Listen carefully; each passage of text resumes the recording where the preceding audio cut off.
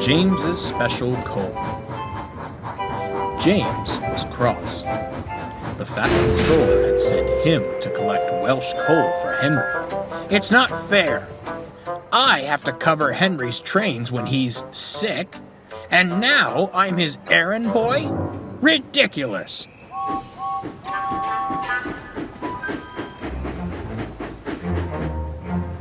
When the Welsh coal arrived, Henry was delighted.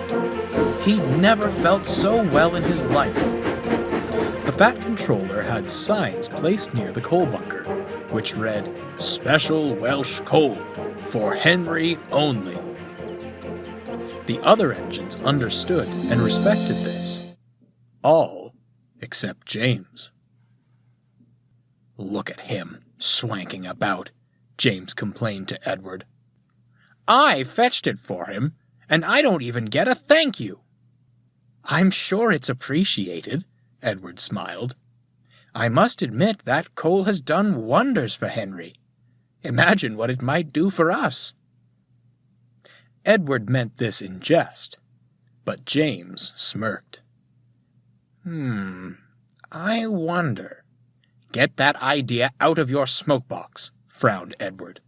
"You know full well not to take that coal. Poor Henry has suffered enough. He doesn't need you pilfering the one thing that's making him better." James said nothing more, but he began making a plan. Over the next few days, James pestered his crew about the coal. No matter how he asked, the answer was always no. But James was persistent and wouldn't relent. "He's insufferable," grumbled the driver. "Perhaps we should just give him some." "You know we can't," sighed the fireman. Unless..."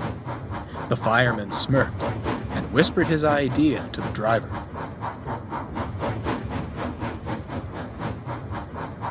Next morning, James's crew came early to the sheds. He was surprised to see them.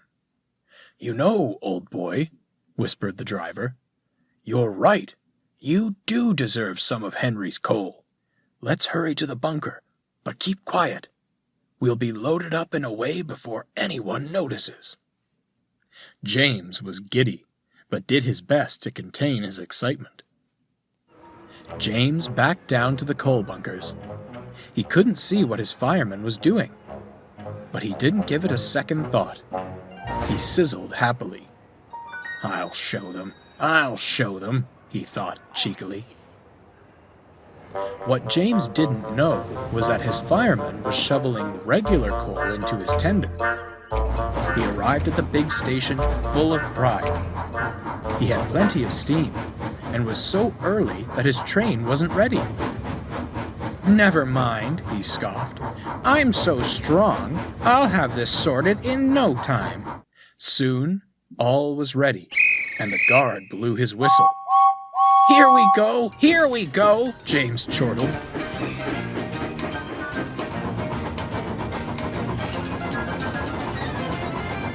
"Perhaps this wasn't such a good plan," remarked the fireman.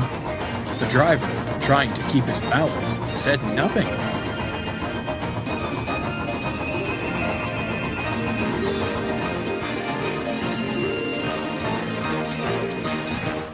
"Couldn't be better," he smirked. "Why waste that special coal on an engine like Henry when I make much better use of it?" "I beg your pardon?" James gulped. Walking towards him was the fat controller. "I had come to congratulate you on your fine work today," he rumbled. "But it appears we have another matter to address." "As far as I'm aware," continued the fat controller, "only Henry is permitted to use that coal. Now, is your name Henry?" No, sir, it isn't." "Then why did you take that coal?" At that moment, James's crew appeared. "Pardon me, sir," said the fireman, "but you've got it all wrong. By the time he'd explained the trick, James was aghast. So, all day I've been using regular coal? The driver, fireman, and even the fat controller burst out laughing. James blushed. "Well, James," smiled the fat controller, "I must apologize for my previous assumption. You did do a splendid job today. Hard work does not go unappreciated on my railway." He paused. James grinned in anticipation. "As such, you will continue with goods work for the remainder of the week." James was speechless. "Now that we know what you're really capable of, it should prove no challenge for you. Besides," finished the fat controller, "I'm sure it will dissuade you from any further schemes of taking Henry's coal." James did stay on goods work. He hated it, but wasn't about to disappoint the fat controller. He worked hard all week and was thankful when it was over.